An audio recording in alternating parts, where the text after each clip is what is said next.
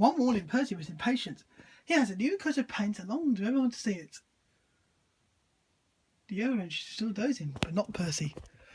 Driver says she should be here by now. He is sure to be awakened. What's he doing? Sleeping, grunted Gordon. But that means I'll be late. The coach will be waiting and the passengers will get cross. Rubbish, puffed Henry. It's still early, added James. You just want to show off. No, I don't. Never mind, Sir Thomas, it's no time for work. But be careful and the storm will be in danger. And Fergus is not here to save you. Fergus? Stuttered Toby. Do you mean a hero?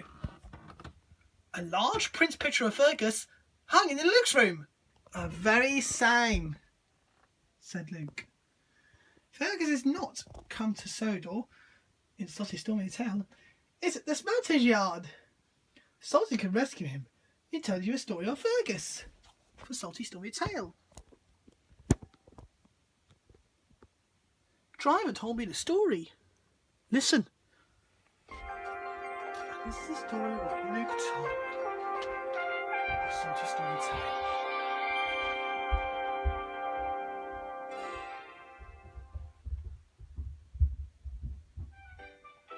The engines love working when the sun shines.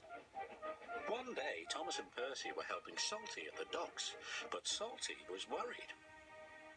It may be sunny now, matey, but there be a storm coming. It may be sunny now, matey, but there be a storm coming. There be a fierce storm on the way, Cap'n, peeped Percy. Salty knew they were making fun of him. He felt sad. Later, the Fat Controller arrived. I want you to fetch Fergus from the smelters. His driver doesn't know the line. Aye, aye, sir, replied Salty sadly. Salty was glad he was going to the smelters.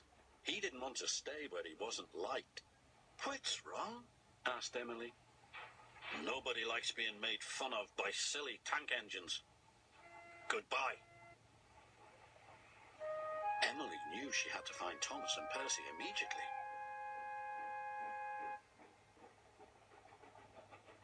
Those be dark clouds, matey, whistled Thomas. There be a fierce storm on the way, Cap'n, peeped Percy. Emily was cross. It's no nice to copy the way others speak. You hurt Salty's feelings. We were just having fun, said Percy. We'll say sorry to him, added Thomas.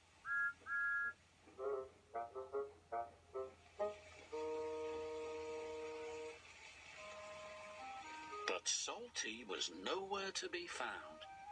Thomas and Percy were worried. Fergus was waiting for Salty when he arrived at the smelters. Right on time, congratulated Fergus. Aye, but there's a storm coming, said Salty. We must hurry. Soon they were hooked up and on their way home. Salty was right about the storm. It was a fierce one. The ships at sea depend upon the lighthouse to keep them safely off the rocks. But now there was trouble.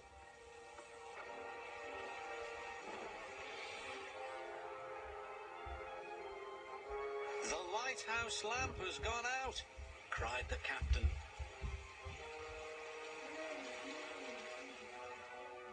Salty and Fergus were fighting their way back through the wind and rain. Then Salty saw a lantern ahead. The lighthouse keeper was waiting for him.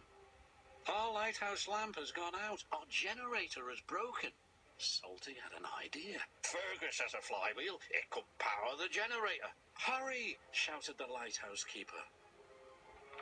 Fergus's flywheel was attached to the generator shaft. Without the lighthouse, the ship was steaming towards the rocks.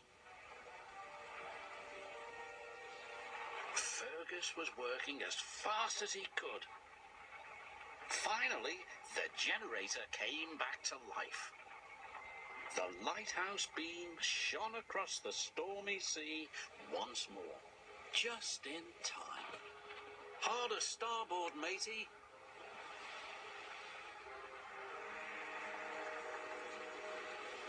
Salty's idea had saved the day. Fergus worked hard until first light. The next morning, Salty and Fergus chugged back to the docks. They were surprised to see a crowd waiting for them. "Thank you," said the captain. "You saved our ship." "Well done," boomed the Fat Controller. Salty was very proud. "We're sorry if we hurt your feelings," puffed Thomas. "We were only copying you because we think you're grand." "Then say no more, me hearties," replied Salty happily. Now they will all work together and have fun together, as good friends should.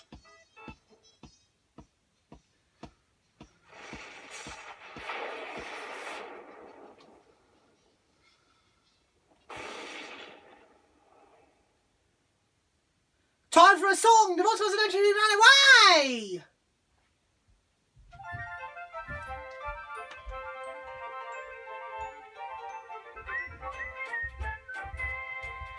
There once was an engine who ran away, just up and went. Ran away, stacked up his tender, and headed on the line to farewell, goodbye. He overheard the wicked old diesel say he was heading for the scrapyard any day. He didn't want to wait for the fateful days, So the little old engine ran away.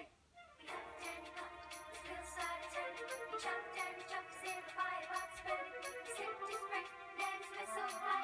Toot toot, farewell, goodbye. And the little old engine ran away. Just up and went, and ran away, ran away. didn't feel part of the railway. So the little old engine ran away.